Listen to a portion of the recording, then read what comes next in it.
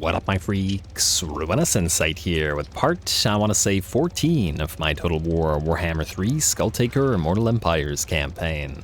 So as we saw last time, Skulltaker arrived on Ulthuan, destroying, I want to say 5 elven stacks, or at least something along those lines, in that time, and doing pretty well at it. Also gathering up XP for the rest of our armies, which are going to need it, especially as they're about to, start on their thing. Gerald Black Raider, our new army, is just one turn away from moving on to attrition. Oh, okay, wait, we're not gonna move you yet. Moving on to Khaine, doing some stuff there. I just want to see, which sea lane is this? Okay, that's this one, the one that's right outside Fuchao, eh? I don't know whether we care about taking Fuchao, but, well, at the max level it does have 800. It's just that this is all yellow territory, and, I'm gonna say meh. But anyway, for now, we have things to do. Well, actually, before we have things to do, I did leave a poll last episode as well, and I asked you guys whether we wanted to vassalize, rather, Archaon, the Ever-Chosen, or to destroy him. Keeping in mind that he doesn't really have anything useful for us, however, overwhelmingly, I think the vote was to vassalize him, and that's what we'll do. On the bright side, that'll mean not spending 8 million years fighting him and his vassals up here, minus this vassal that we started by declaring war on, but yeah, it may be a decent idea in the end. I also want to see what happens to these guys. So the Cool are currently a vassal of Archaon. So what we're going to do is this: we're going to leave the monolith of Bubonicus with Arbol and head towards the monolith of Festerlong. Then we're going to trade said monolith of Bubonicus to Archie for vassalage and some cash, because we need cash right now. Like so. And so, just out of curiosity. Alright, so he no longer has any kind of relationships with any of those other factions, right? He's at war with the same factions we're at war with. He's still trading with Wintertooth, interestingly enough, but yeah, he has no other statuses. Alright, that's fine, and doesn't bother me in any way. But he is undivided, plus I do really like Archaon as a character and all of that. I enjoy his non-diluted mentality, and much more than Abby in 40k as equivalent sort of stuff. And I wonder if he's close enough to attack the monolith of Festerlong, which would mean we didn't really have to move Arbol here. But anyway, we can finish up here rather quick, and then maybe have Arbol hunt down Tamarkan. Now, Tamarkan is a Nurglish, and that will not slide, so not gonna have a vote there. We'll just fight him. Plus, I want to see if we can take Tamarkan down, as that should be pretty interesting. Anyway, Skulltaker, we'll start with you. Now, we have to get to Elysia and, well, get Nakari's head, because it's our self-made objective here, before they get destroyed, which means, I guess, ignoring Gilgallion. So you're gonna go here. Like so. And, now the problem with Skulltaker not being able to reach us is that we need money. Like, a lot. Or else we can't deal with our armies. Okay, wait. We could sack the Shrine of Khaine. You know what, I think we're not gonna wait for these guys to get the Shrine of Khaine up and running. It still has to be upgraded to the next tier, right? Unless I'm mistaken. Which means essentially leaving it alone for 3 turns plus however long it takes to upgrade this, and I think it's 10 turns. I could be wrong, but if it is indeed 10 turns, they're just never gonna get there, so I think we'll just occupy it. Screw it. Better than waiting 8 million years for the sword. We'll take the Nemesis Crown for ourselves instead. Occupy. Do we want to occupy it, or do we want to... Nah, just occupy it. I want the post-battle loot up and running ASAP, so... Yeah, see, it takes 10 turns, so... A lot would have changed in the 15 turns, assuming that the AI even went there. Does this give us any kind of garrison? No, it does not.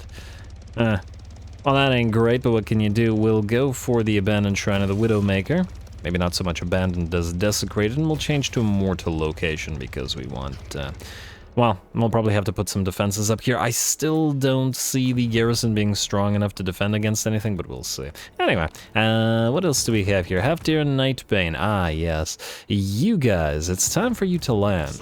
Oh, also, before I forget, you guys may notice some slight differences between the episodes. I decided to end the turn right at the end of last episode, just so that I could move all of these sort of heroes around, because there was a lot of that, as well as a good amount of the blood hosts. And just to save all them a little bit of time. There was nothing else to do other than that, so I think it was worth our time and effort. Anyway, Skull Harvester is going to have you land at White Peak, like so. And I wonder if you're blocking the landings of others. So we'll find out in a second. You go here. There you go. Here, I guess. And how much is this worth? 20k, yes, that's what we want, assuming we don't want to immediately occupy it, but I think it's probably better that we occupy Tor Anrok, because it has the gold mine, and gold will always be worth our time, even if it is a yellow territory. So, Kuchar, you are still headed out to join and swap some units around with Skulltaker. You just have to reach him. And in the meantime, you're going to land right there. And help out, maybe leech some XP. After your Nightbane, you're kind of in the same situation, but you can get to Skulltaker faster, or need to get to Skulltaker faster, to send him those blood letters, while Valnir Dal, with our Skull Reapers and Wrathmongers, you're headed north. Alright, I really want to see Scar in action, it's just, we gotta get there. We'll leave this army to sort of conquer stuff up here. I mean, we might even need to send a second one, because it's a lot of territory. Dark Elves, Wood Elves, Tomb Kings have been wanting to fight some undead. Probably more undead in Silostra's faction, the Drowned, High Elves up here. And then all the way to Valkia, wherein she will either vassalize or Skulltaker will burn her faction to the ground. We shall see. Anyway, Crimson Beasts. It's happening again.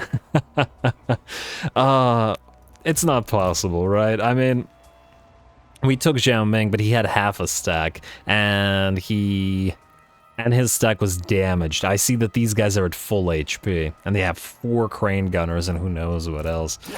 Our weakest blood host. On the other hand, this would be a very coordinate thing to attempt, and if they die, they die. Okay, wait, I'll think about that. Let's figure out what we got with our money first. You, sack this. I assume nobody will die. Okay, good. And some damage, but we need the money, so we will sack. And then I take it nobody can move in to occupy that, although I suppose we might not necessarily want to anyway. So you guys sort of stick around, we'll raise it to the ground or whatever next turn. And then we'll occupy Tor Anrok with that gold mine, which we'll want to hold on to. I love that upkeep production. After your Nightbane, try not to get caught by somebody like Gilgallion and then die. Maybe if we land him at Tor Dranil and then meet up with the Terror Masters, we can hit Tor Anrok together, or Tor Anlek, or rather Anrok's down here. Anyway, yeah, there might not be any other lord to get Skulltaker up and running, and by up and running I mean get him moving, which means it might be up to the Crimson Beasts again. I guess what we could do here is this, but I assume there's no lord here because I can't see one. Come to ambush, right outside of Val's Anvil. Too bad we don't get any kind of landmark here. Should be a desecrated shrine landmark, shouldn't it? Chaos forces would enjoy desecrating a shrine to Val, I'm sure. I'll resolve this. Good. And we will... I think we could take the skulls. So that we're able to pay for occupying Tor Anrok. And then you go back into ambush, you stay in demonic portal. Wait. Don't bother with this stance. Like so. And then if these guys come down here with armies, then we'll deal with them. And if they come down here, we'll deal with them as well. Though we obviously don't want to kill the sisters without Valnir Dal taking the final trait, or getting the final blow, whatever. You Wrathful Feasters, stay where you are. The Bone Reapers.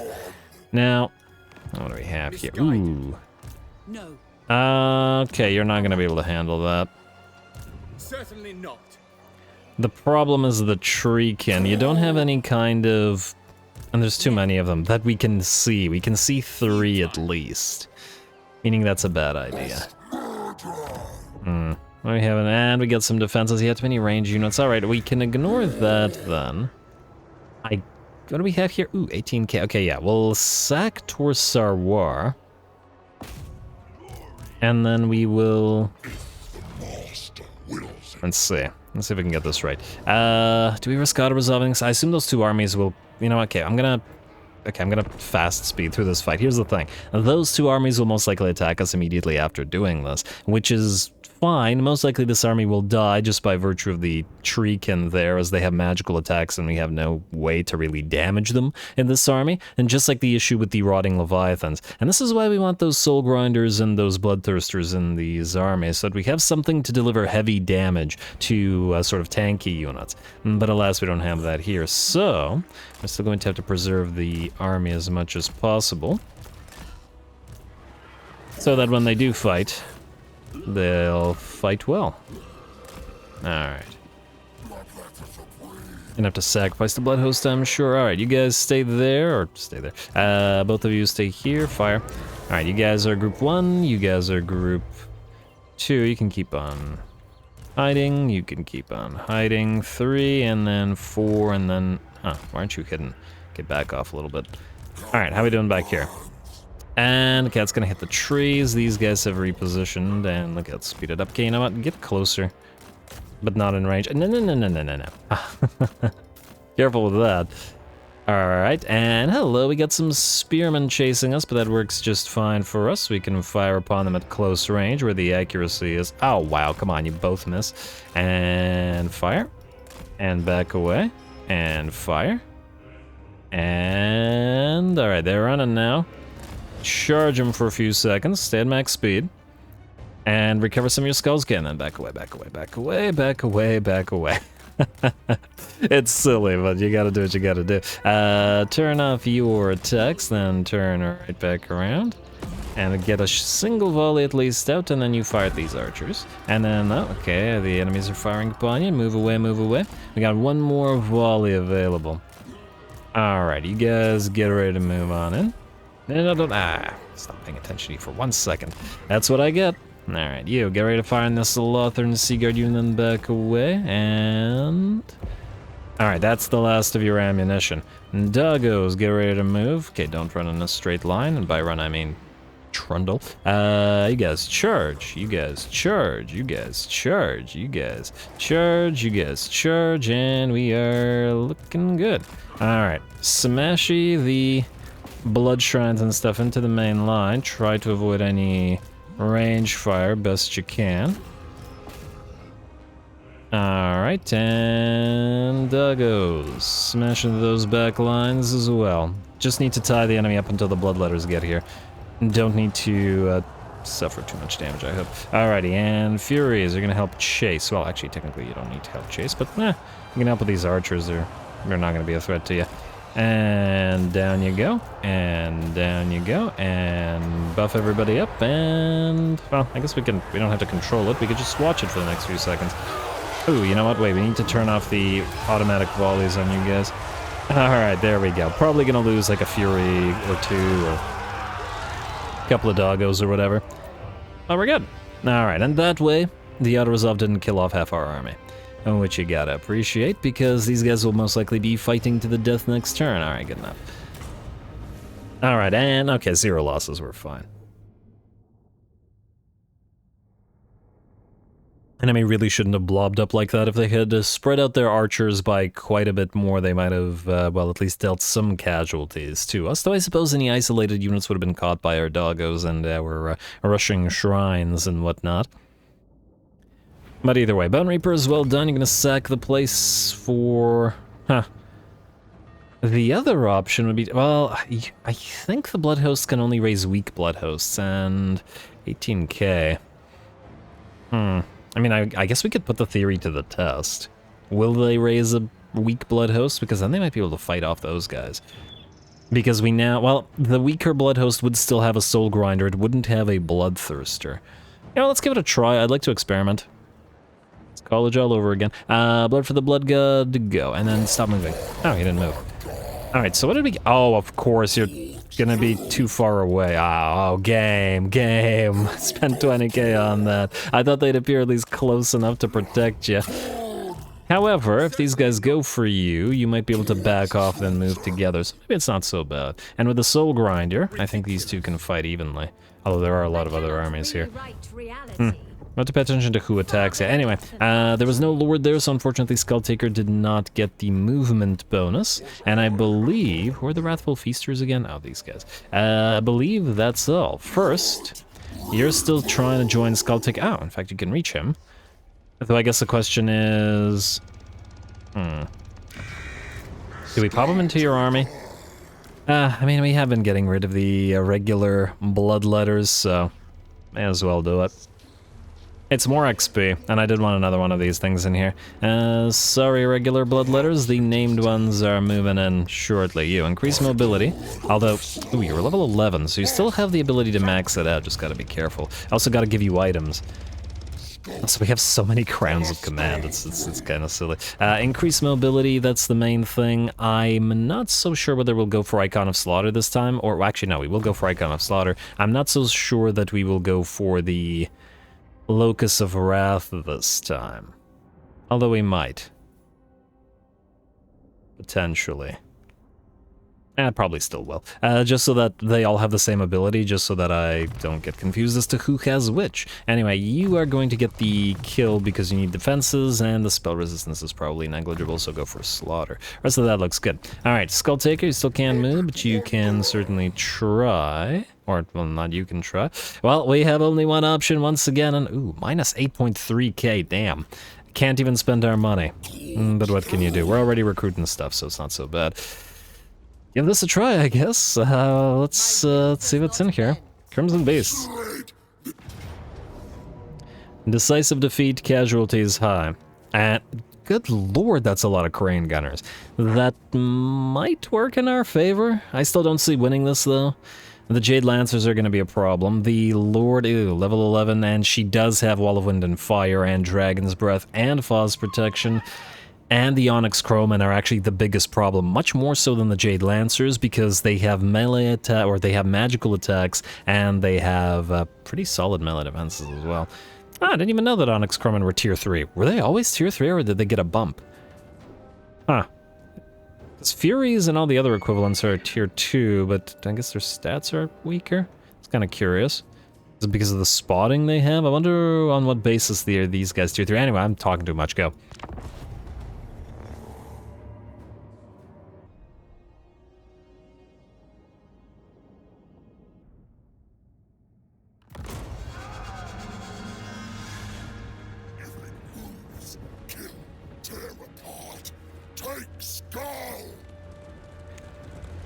Alright, here we go. This is going to be super dangerous and pretty unlikely. That said, we obviously come in here with a strategy. Now, the elevation is working in our favor here. If it was a flat terrain, the enemy would easily be able to fire upon us on the approach, but because it is not flat terrain, all this area, fairly close to the enemy army, is uphill, and we should be able to avoid enemy fire. Thus, while traveling towards the enemy, the Furies are going to echo the bloodletters and are down on the ground so that the enemy crane gunners cannot fire upon them. Hopefully that'll work out. Does look like they do have a little bit of range here and get a few shots off, so we're going to back those Furies off and hopefully hide behind the hill. By the looks of it, even with them able to draw a bead on us, the hill is still protecting those Furies. Hard to aim at what you can't see, at least in this particular situation. And there we go, we are now on the approach, and the Furies head directly towards all of those crane gunners fast as they can. Here, Jade Lancers will smash into Flesh Hounds of Khorne, and that will probably not go our way, so we're going to need to distract them for a little bit while the Furies touch down upon the other units. And then try to surround and dish out as much damage as possible to the Jade Lancers so that we get them to shatter. Wall of Fire will move through something. It's some of our units, wasn't clear who, and it does look like some of the Onyx Crowmen will give chase to some of the Furies, which is, as we've seen before, not a good matchup for us, as the Onyx Crowmen will be able to dish out magical damage and quickly rip those Furies apart. Out here, our Herald is leading the Bloodletters into the fray, but mostly trying to distract as many enemy units as possible. Same thing out here, the unit of Jade Lancers and Crane Gunners are distracted by a single unit of Bloodletters, though by the looks of it, said Bloodletters are getting absolutely wrecked by the Jade Lancers, at least on this flank. On the others, it looks like the 2 units of Flesh Hounds at the cost of 60%, 70% HP off one of them, and with a little bit of help from the Chaos Furies as well, or Furies of Khorne as well, and they do manage to chase off at least one of the units of Jade Lancers. The Crane Gunners are very rapidly ripped apart. Furies versus Jade Lancers is pretty much a perfect matchup for us, as long as we can close the distance, because they're fragile and they're ranged units, and they're not hybrids and they can't fight in melee at all. So they did get ripped apart quite rapidly. Unfortunately, the Onyx Crowmen are delivering plenty of damage as well, and we can see those units of Bloodletters melting away fairly rapidly as well, which ain't so good for us. The enemy's left flank may have collapsed, but both the center and the right flank are still very much in the fight, although very few Crane Gunners are managing to do too much. Does look like the enemy Jade Warrior crossbows did manage to move away from the battle lines. Obviously, we've been trying to use our units to distract multiple enemies at once, because the enemy outnumbers us fairly heavily. Out here, Bloodletters are facing off against Jade Warriors. The enemy is a sole melee unit, but I mean, if we don't count the Onyx Crowmen, I suppose. But we can't be getting bogged down fighting those guys, and we'll instead move the Bloodletters away and into those Jade crossbows. Another wall of fire looks like a nice sort of background for Khornate forces to fight, frankly. Well, they do like their fire, and they melt into fire when they, well, melt away. Out here, we've caught the other unit of Jade Lancers. The Furies sort of bogged them down, and that allowed one of the other unit of Bloodletters to close, though heavily damaged, both of them heavily damaged. It does look like the Jade Lancers will give it up. Alright, they're gonna book it out of there, and we'll send the Flesh Hounds to chase them down, because Furies are decent at chasing enemy infantry, but not so decent at chasing down enemy cav, whereas the Flesh Hounds are great at it.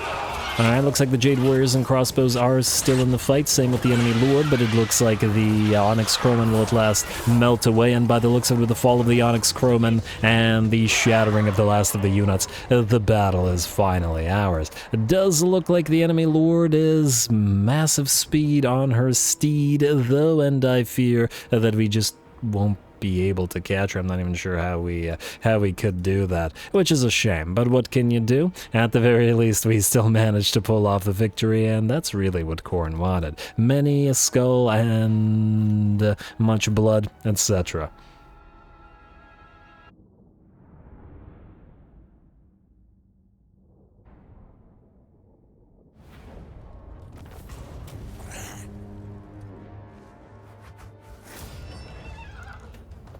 Alright, there they are. They did it again. Once again, our weakest blood host, always fighting hopeless fights and still managing to pull through. The Crimson Beasts. You know what? I think Khorne's eye is at this point upon this Bloodletter, who we'll have to think of a name for. Something the Crimson Beast, to commemorate the name of his blood host. And perhaps...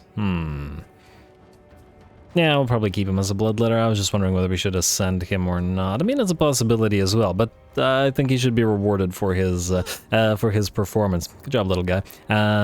Either something the Crimson Beast or just the Crimson Beast. And we'll have to come up with a story for him. We'll get him up and running as a new lord, as a proper lord as well. We will also...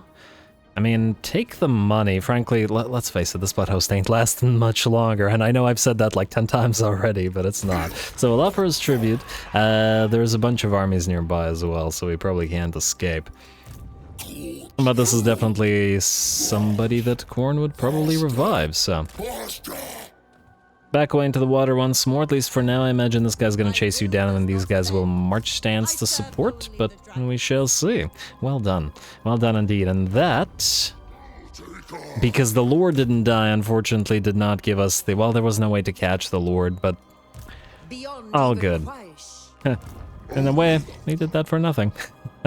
Other than the fact that it was a really good fight and it was really fun. Yeah, there was no way to chase you down. Unfortunately, because the Lord was on that steed with 78 speed, there was just no way. I mean, yeah, the Fleshhounds would have been fast enough, but since we left the Lord to the end, I suppose what we could have done...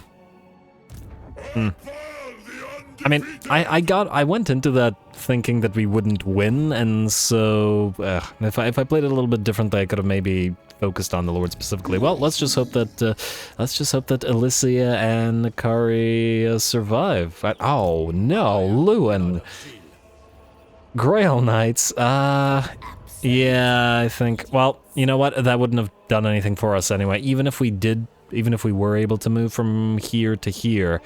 The problem is this, Nakari isn't back, and so we wouldn't be able to get his head anyway, or skull.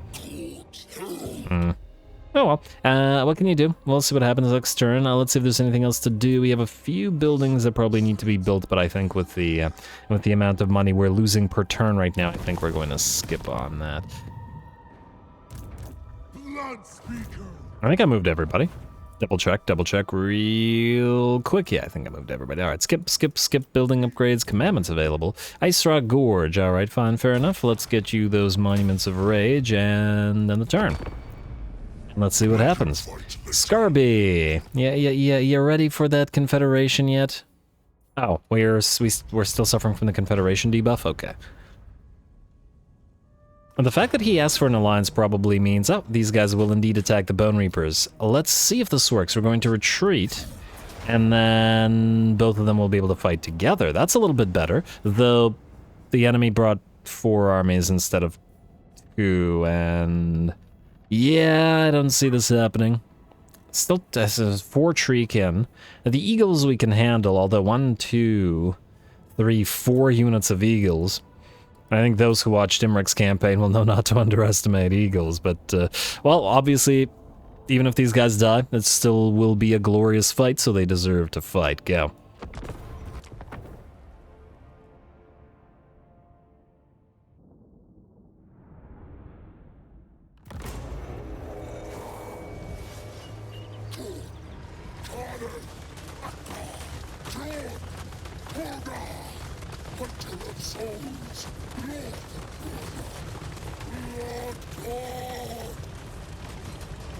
Alright, here we go. This is going to be an absolutely massive battle, and, well, it's gonna be pretty dicey. I don't know whether we can pull it off, but, well, once again, just like with the little fight with the Crimson Beasts there, we've got a strategy. So, looks like the terrain has a lot of trees to it, and while the enemy tree can certainly enjoy that sort of thing, the enemy piles of range units probably will not, or at the very least will be able to fight a little better against them with the trees protecting us somewhat. So, we're going to use the trees and this big old hill on our side, and we're going to draw the army towards us. The reason being not just because the trees will protect us from range fire, but also because the enemy's treekin are very, very slow units, and it's going to take them a while to march towards us at 31 move speed. So hopefully once again we can divide and conquer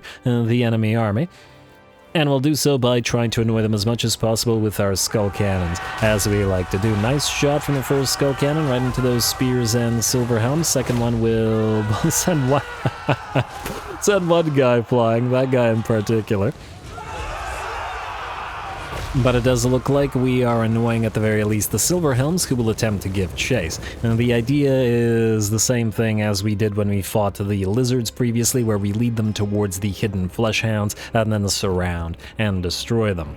Well done once again to the Skull Cannons, if this manages to pay off. It does look like the rest of the army, however, will wait for the reinforcements, and I believe the enemy has more than 40 units available to it, so that's probably a good thing, because they'll be separated from the rest of the enemy. We're also blobbing, well, not really blobbing, lining up all of our units in a line along the hill, but making sure that they're hidden in the tree line. And then the same thing for these doggos, the enemy is very, very close to them uncomfortably, so perhaps because they could find them. Anyway, it does look like not just the Silver Helms gave chase, but an eagle is attempting to catch those skull cannons of ours, but it does look like those Silver Helms will fall for it. 2 volleys from both skull cannons, few frame drops from my PC, and the Flesh Hounds are into the fight. There we go. And hopefully they'll be able to bring down those Silver Helms decently quickly. Out here, the eagle has landed, but our Soul Grinder was nearby as well, and will hopefully tank a few hits for it while the Flesh Hounds and the 2 Heralds will work together to bring the eagle down, or at the very least, shatter it. Very nice, very nice. Over on the left flank, all the way on the other side of the map, we have our Flesh Hounds who have also caught another unit of Silver Helms, or rather, they found us, and by virtue of that, approached too close, and hopefully the Flesh Hounds will be able to tear these Silver Helms down in the same manner. Very nice, very nice. There's 3 units of Flesh Hounds after all. And they do fairly well against the fragile sorts of cav. Alright, Eagle's heading towards us in the main enemy army. Main stack is, by the looks of it, sufficiently annoyed to start moving towards us. We can continue harassing the enemy with our skull cannons, and by the looks of it, the second Eagle is out of here as well. Though I'm not sure that we can deal sufficient enough damage to it in order to actually either shatter it or destroy it. It'll be sufficiently damaged for our purposes for now. A unit of Illyrian Reavers will move in, but this time they will have support as the Sisters of Avalorn and other range units have finally drawn close enough to support them. But we will still send the Flesh Hounds at those Illyrian Reavers and hopefully tear through them very, very rapidly. They're going to be a lot more fragile than the Silver Helms after all, especially with a little bit of help from the Soul Grinder and the Blood Reapers. Illyrian Reavers will book it on out of there. Another Eagle has landed here to try to knock out our Blood Shrine, but by the looks of it, between the Blood Shrine, a Fury unit, and a unit of Exalted Bloodletters, we should be able to surround and destroy that Eagle. Rest of the enemy are on the approach, and the Sisters of Avalorn are firing away at us, at least those arrows that can land, as, I'd say, a decent portion of them will melt away in the trees. Gonna back off a little bit on some Bloodletters, about half of them, and then send the other half into the fight. Into the spears, into the White Lions. Though against the White Lions in particular, we'll send the Blood Shrine to help out a little bit. Alright, and there we go, we are engaged now. Kind of appropriate to be fighting Avalornian forces in the tree line, so they can't complain, even though this is giving us a little bit more of an advantage than they perhaps were counting on. On the bright side, one of the great things about fighting in the forests of Ulthuan is they're fairly sparse, they're not dark. Ulthuan always gives you these nice bright maps, so despite fighting in the trees, you can still see what the heck is going on. Alright, looks like the balance of power is still in the enemy's favor, and we still have units to destroy and more enemy reinforcements to move on in, but it looks like the flank is relatively okay. The center line is relatively okay as well, at least for now. Might have a little bit of trouble on the left flank as we're a little bit more spread out, however, and by distracting the enemy units, whether they be White Lions or more Silver Helms, we can have our Furies drop down on the more fragile or more critical units. Here, a unit of Sisters of Avalorn gets pressed between a unit of Exalted Bloodletters and a unit of Furies. Out here, same thing should be happening, as Sisters of Avalorn are getting chased by Bloodletters and by Furies alike. Really can't have those guys firing at us with their magical arrows and obliterating units of Exalted Bloodletters.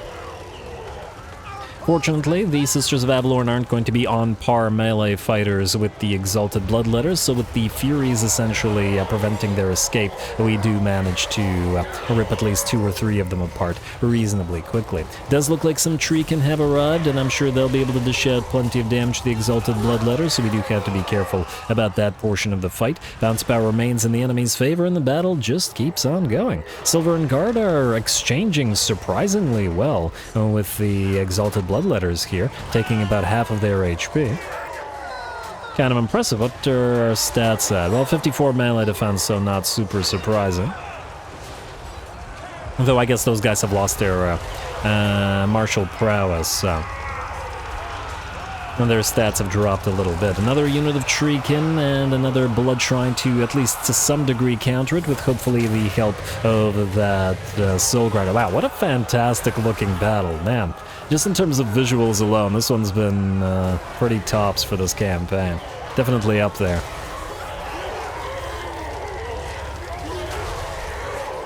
I guess the only detriment for this particular battle is it's really spread out all over the map, so it's kind of hard to pay attention to the entire thing. So let's check back on what's going on since the battle has spread out. Out in the center, since we're not using our skull cannons to provide range support, we've actually sent them into melee combat with some of our flesh hands. The idea here is just to tie up all the range units that they can.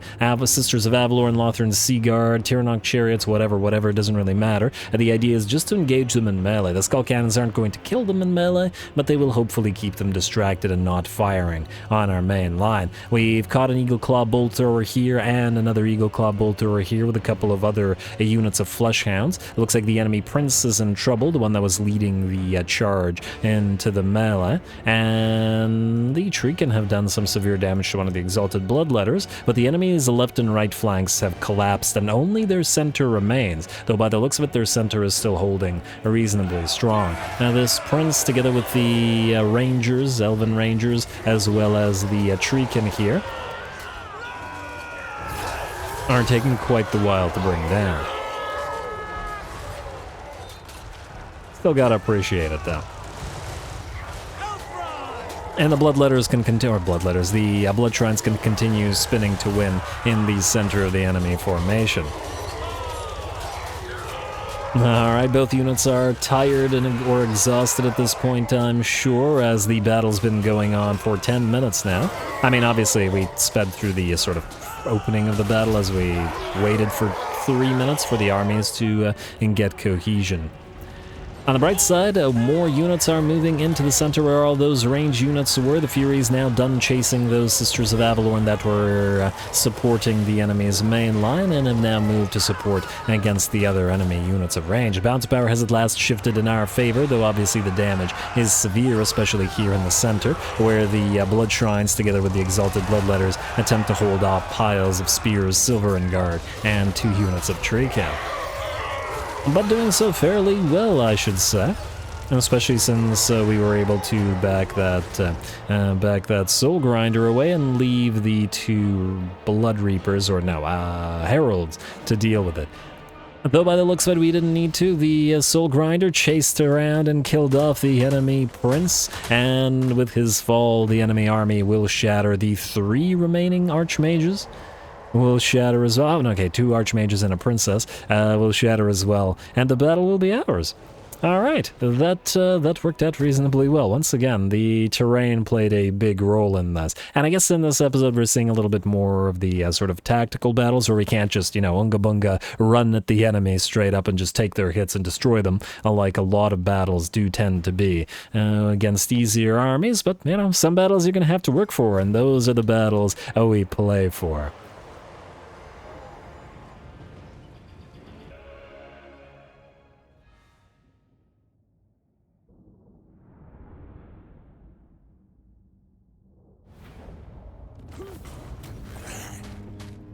Well, alright, that worked. Our strategy more or less worked out. We were able to separate the enemy army from those Treekin, and thus they weren't able to contribute nearly as much as they would have liked to the fight. And as soon as the melee were engaged, we were able to destroy the Sisters of Avalorn, which were the other biggest threat. I guess with the trees truly were on our side this time around. Maybe they were very, very angry. Also, while loading the end of that battle, I noticed this. This army is also named the Crimson Beasts. This guy is everywhere.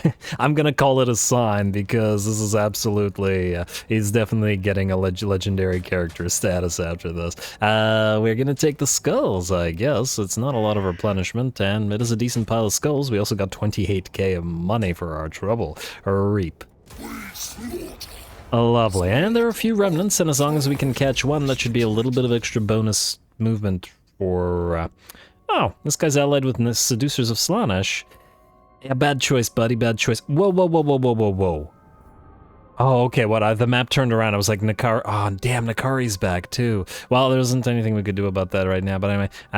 Decline this. The map turning around really freaked me out. Where's Zach? Non-aggression pact. No.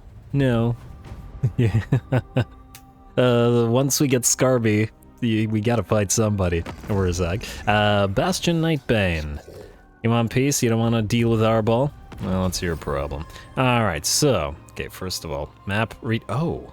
Sisters of Twilight look like they're chasing these two around, but we don't necessarily want to kill them off. Volnir Dahl is just out of range of this guy, but he should be able to reinforce and destroy them together with the help of one of the blood hosts, as long as we back away. And then we'll chase the Sisters of Twilight down as well. Kotep's around as well. Damn, everybody's showing up today. Fleshhound, another bloody shackle, beautiful. Perhaps we'll put that on the Crimson Beast himself. Enemy killed in battle, enemy killed in battle, enemy killed in battle. Chant ready for... I don't know who you are.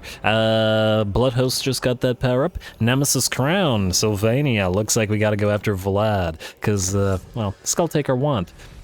And of course, the skull that's just under the crown. Anyway, what do we have? So we thought, with us having completed the Pillar of War, I'm gonna ignore the Pillar of Prowess, which just essentially powers up the Blood Host with various things, but these things are all percentages, and percentages are generally not great, at least not for our purposes. Ooh, an extra 4 armor on the Exalted Bloodletters, who cares? The 30% speed was a massive upgrade for them, however. Speed is one of, if not the best stats, other than ward save, I guess, but while there are lots of situations where you'd even prefer speed to ward save, so never underestimate speed, especially with the AI, you know, not being able to handle the speedy ones so well. Now, we do want to go towards denying the warp because of the Demons Reforged upgrades.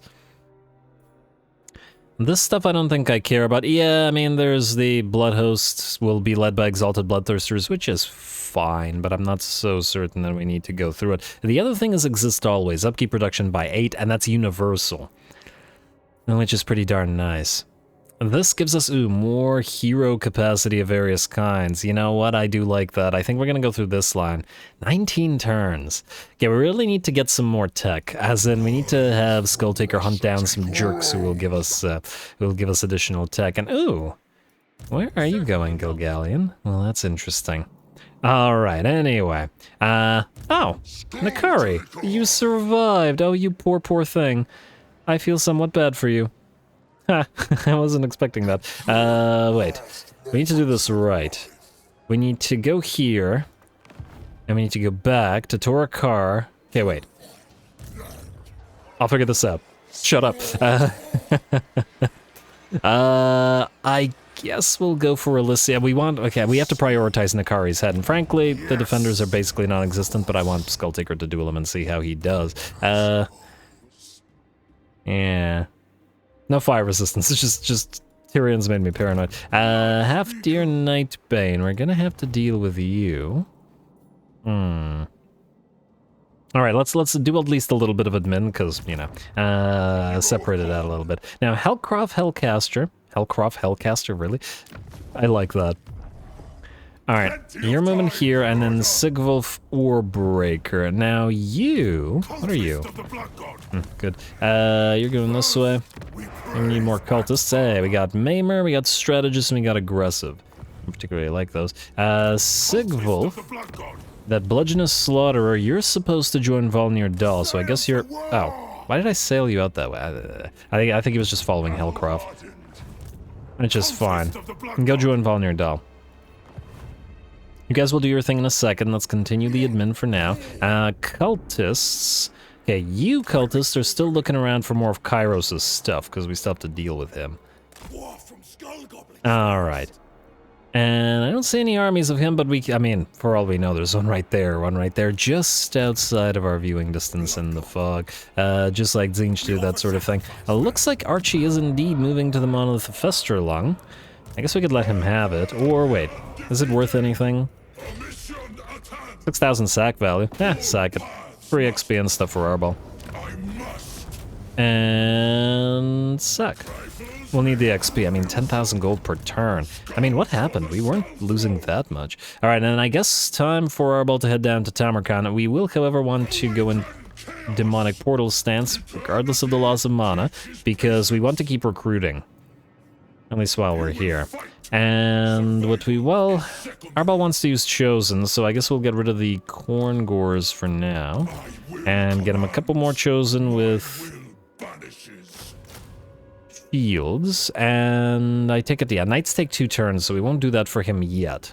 He'll be using Chosen and Knights, or possibly Chosen and just, well, I mean, we could use the Knights temporarily to take the place of Skull Crushers.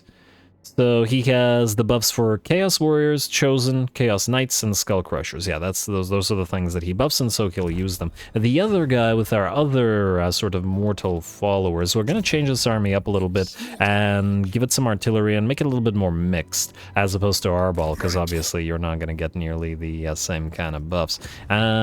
Skinnerath, you're our, or you will be our flying army. So we're gonna want to pop you down here, and we're gonna start on, oh, you can't build Furies here, because this is a mortal location. Okay, fine. Go into March Stance, go down here, and then start building them at Quitash. Never quit the axe. As in the Coronate axe. Yeah, you can build the Furies here. Good. Hexa Slaughter Call. You are supposed to either... I could actually have you command the Khorne Gores, potentially. Anyway, let's have you move southward.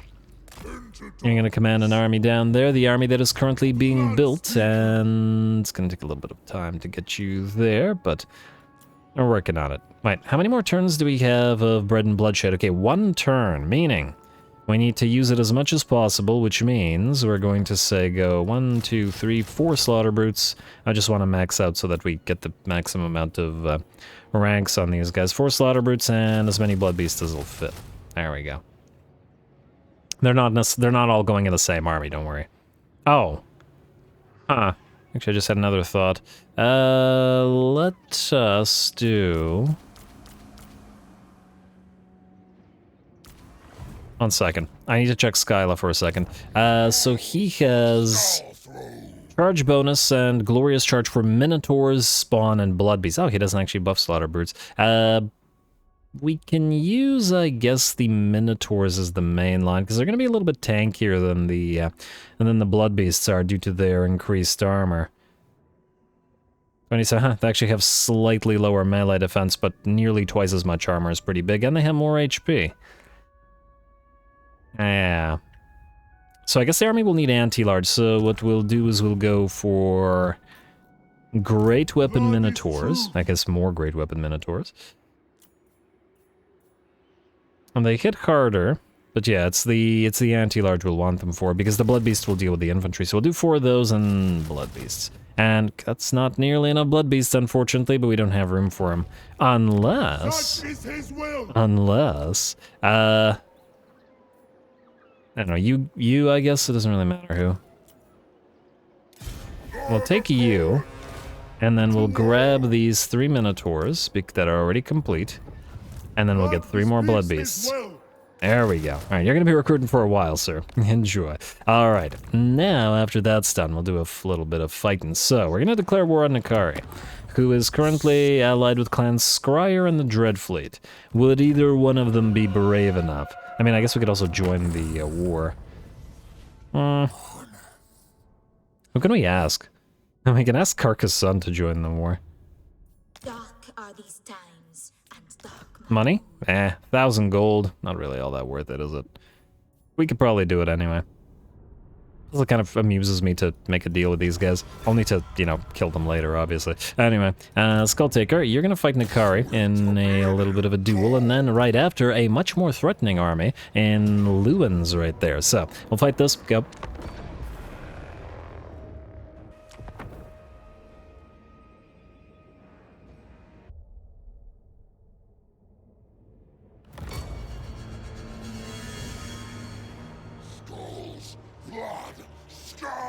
Skulls and blood!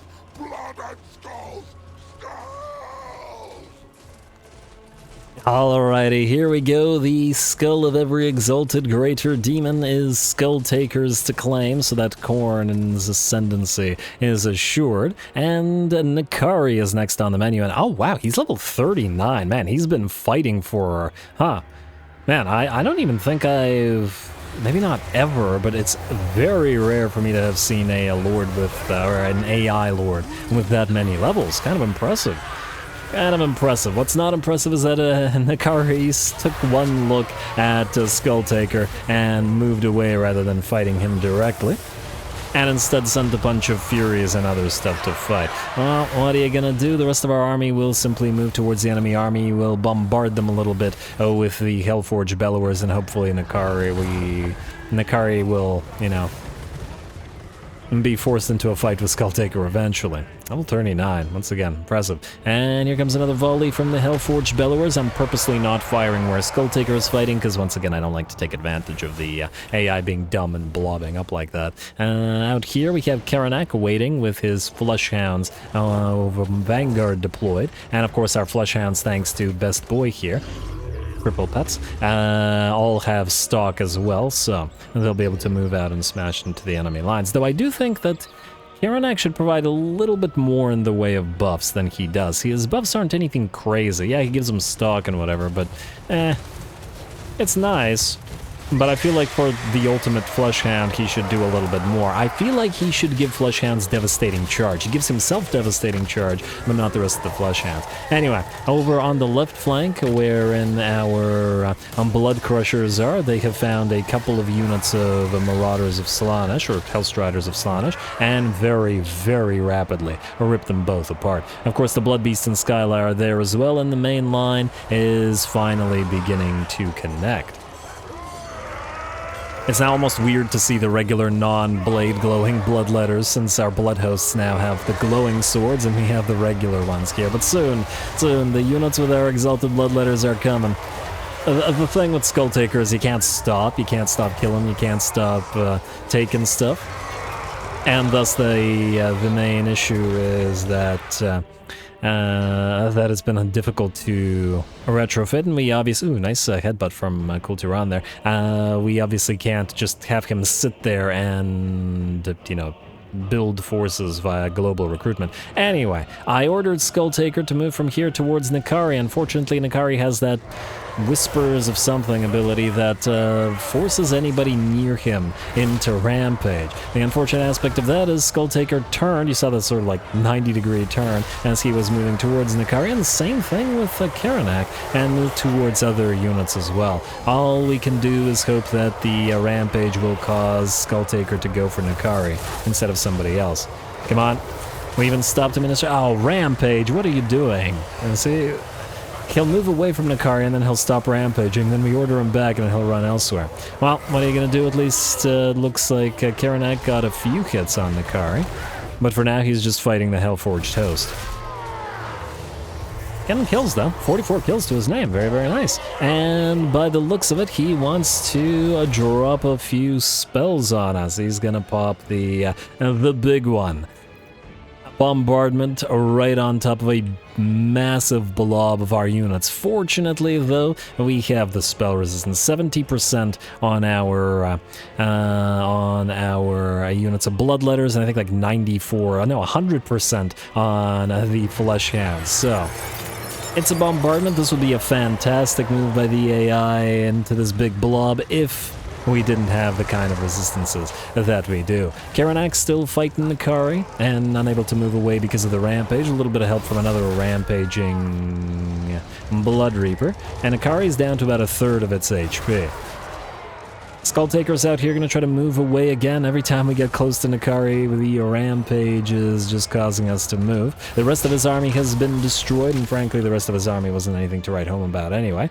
But at last, it looks like we can close the distance. It'll force us into a rampage, which I never expected to be as annoying as it is. or as annoying as it turned out to be in this particular battle. And I guess he'll just watch Nakari go down. Frankly, Nakari's faction having been destroyed, maybe it wasn't even worth it to take his skull, except for the fact that he does give us a nice speed trait, and which is why we're here. Anyway, with Nakari's banishment, it looks like the battle is ours, and another exalted greater demon skull has been claimed by the Skulltaker.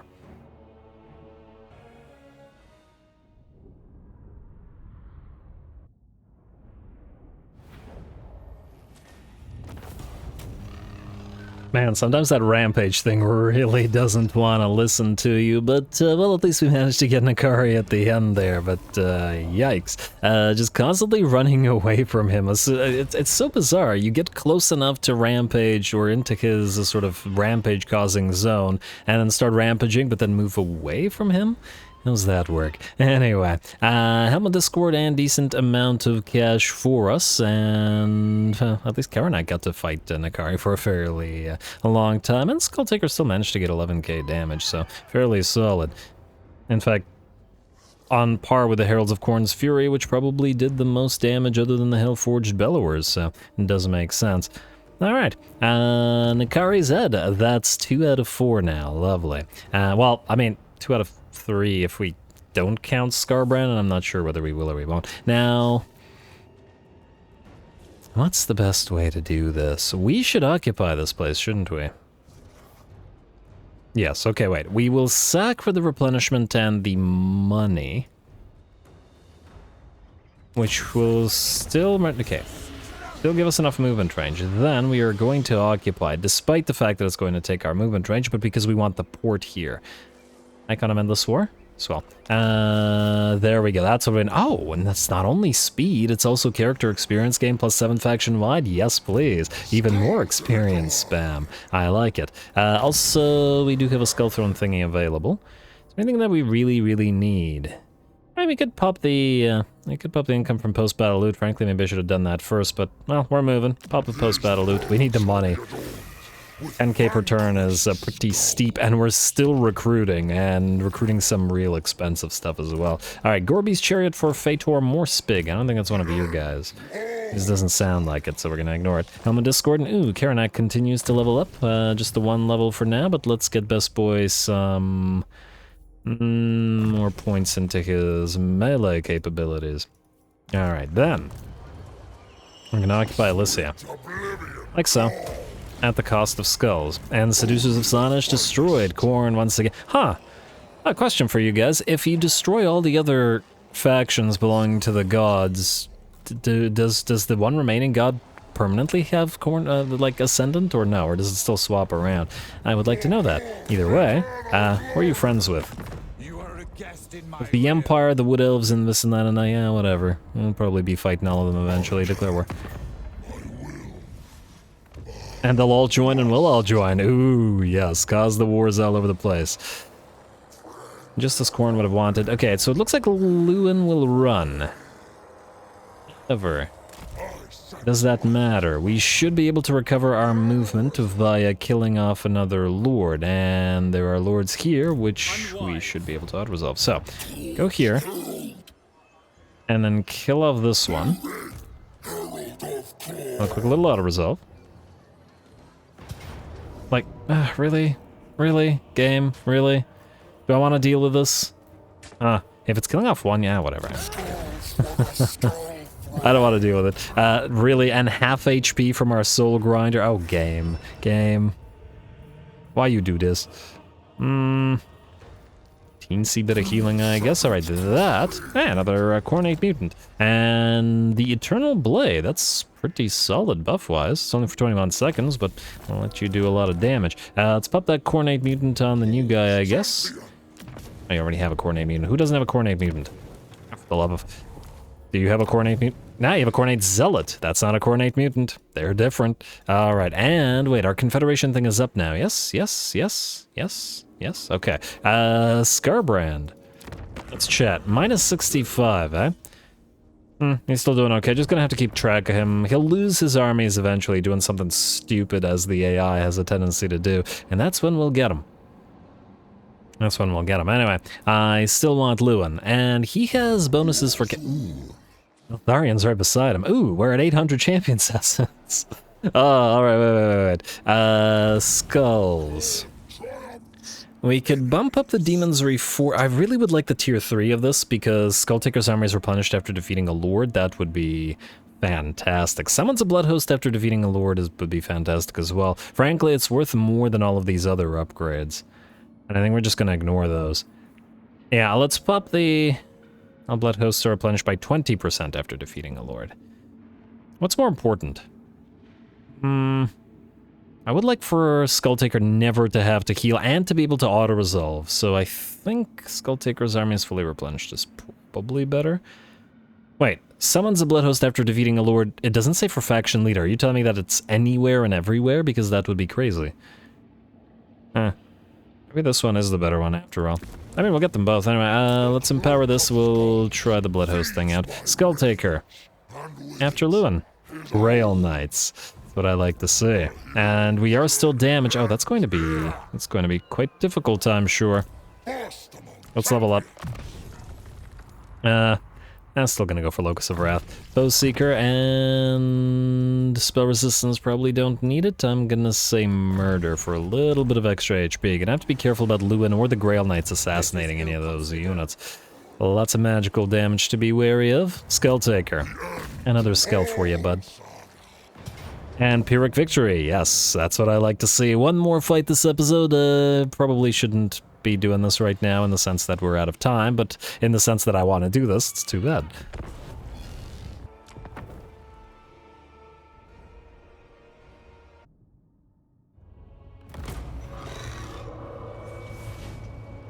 Frenzy, bloodlust, these are our virtues.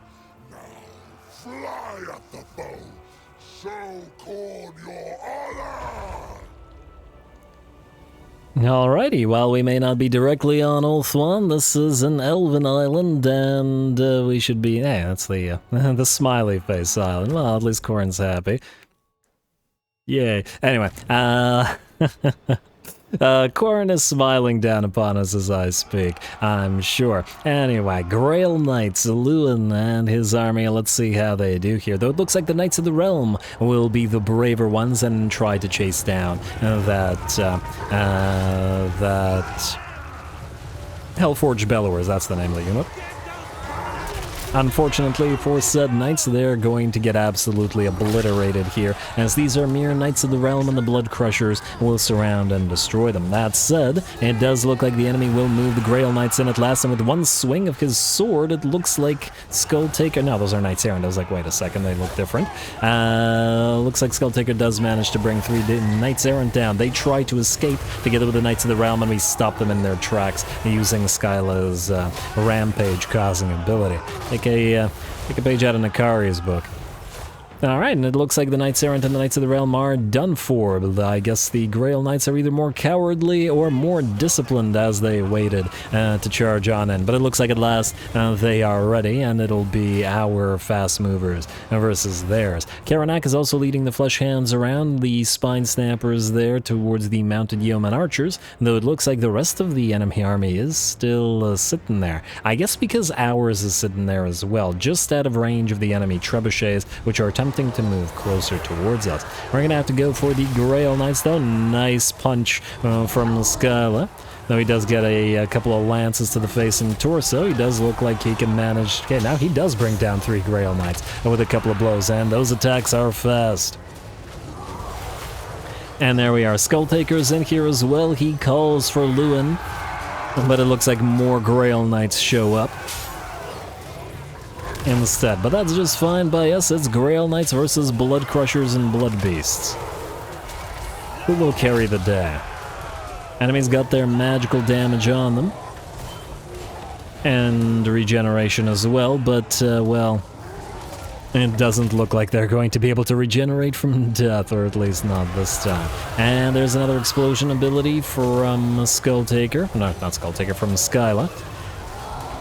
who is going to be in his own army soon, so we won't be able to rely on him anymore for that, but that's when Skulltaker will travel the world. We just gotta get him his completed retrofit. And it looks like Lewin is in at last. I've been waiting for him to come along, though it looks like he waited too long and the Grail Knights have been pretty much destroyed. Not to worry though, he sent others to join in, as the Pegasus Knights will join him on the ground. Skulltaker is attempting to move towards him through the blob of units, but once again he does have mass problems, and for now it looks like the start of the engagement will be with Skyla. But there we go, it looks like Skulltaker has made his way to Lewin at last, who has rapidly lost about half of his HP. And the rest of the Blood Crushers and such will turn their sights upon the questing knights who have joined the fray as well. I love watching the Chaos Knights fight the non-Chaos Knights. While it looks like Lewin is pretty much done for. Everybody else will chase the enemy off. Lewin is steady and... surprisingly, it doesn't say he's horribly losing melee combat, but I'm pretty sure he is. Nearly executable and on fire. Doesn't sound like a pleasant state of being. Oh, wow, that trebuchet. Oh, it flew right into the screen and almost looked like it was about to hit Lewin there. But anyway, Lewin goes down. The rest of the fight continues, however, as Battle Pilgrims are moving in to join us. Join the Knights, but it looks like most of the Knights have been destroyed by the time the Battle Pilgrims do get there, and Battle Pilgrims versus Blood Crushers is a pretty terrible matchup. The rest of our army has just started to move into the fight and did take on a unit of Knights Errant and another unit of Grail Knights who were over on the left flank, but it looks like there isn't going to be much of a melee engagement since our fast movers seem to have managed to destroy most of the enemy army before they get there. Best Boy Karanak has led the Fleshhounds into the fight against the trebuchets and silenced them for good, and should be able to chase, or would be able to chase down the enemy infantry if it was needed. But by the looks of it, with the Battle Pilgrims and the Knights that they worship having fallen, the Foot Squires and whatever other peasant units remained will all shatter, and the battle will be ours. That's a lot of Foot Squires, actually. Huh. But they all shattered with, well, these two shattered with full HP, this one shattered with nearly full HP, summoned unit of doggos disappears, but either way, a lovely, lovely fight, and I'm glad that we got to see those Grail Knights and bring Lewin himself down as well, because I don't know whether we'll be sending Skulltaker to actually take Bretonnia and stuff. We might, I'd say a good chance, send him to Athel-Loren, but we'll probably have other armies invade Bretonnia while Skulltaker heads to the Empire.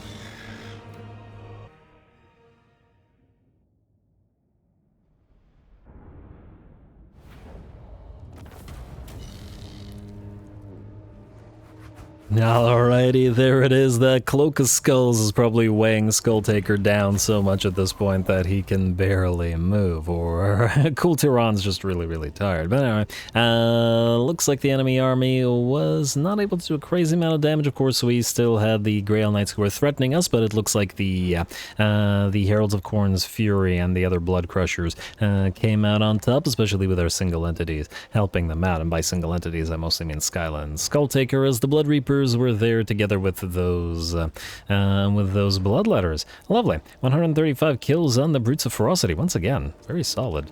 Very solid. And 13.6k damage. Once again, surprised and impressed at the Blood Beasts and how much damage they're able to do. We are going to, I guess, heal up. There is a point at which this army probably won't be able to take anymore, and we'll have to actually get a proper heal, but that point is not right now, so devour the captives. And Lewin will die similar to Nakari, so we got speed from Nakari, and we got a little bit of a charge bonus for Skulltaker. Oh, it's not for the entire army. I think I was remembering the SFO thing. I think an SFO is for the entire army. And wellity, we're in a range of Eltharion the Grim as well, which is hilarious. And, this army is in March stance, so we could also use it to bounce between... If we take Miss now, okay, well, either way, we're gonna have to do that next episode, because obviously at this point we are very much out of time, but, well, it looks like Skulltaker is gonna move towards Eltharion the Grim, and eventually our retrofit will catch up to him. Maybe we even Maybe we should go through the Centerwolf one. Nah, that wouldn't help because there's no gate on the east side. Well, we'll figure it out. Anyway, next time we continue the war against Ulth 1, we fight the Tree Singers and hopefully hunt down the Sisters of Twilight as well and start moving northward. Volnir, or Gerald Black Raider rather, will move through the sea lane to Cathay. This army is starting up and will continue to be recruited, while this army is moving towards swapping some units out and retrofitting and getting started as well. Plus, of course, there's Arbol, who, now that we've vassalized Archaon, as per the vote, we'll be able to move towards Tamarkan, fight these guys, and then maybe loop around towards the Greenskins, and possibly vassalization of more Chaos Dwarfs, because that's something we want to pay attention to. Anyway, I'm having a great time with all the battles in this particular campaign. We got new armies coming up, so plenty more fun to be had. Stay tuned for more Skulltaker. Don't forget to leave those likes and comments below, especially the Threshold. All glory to the algorithm, and thanks for watching.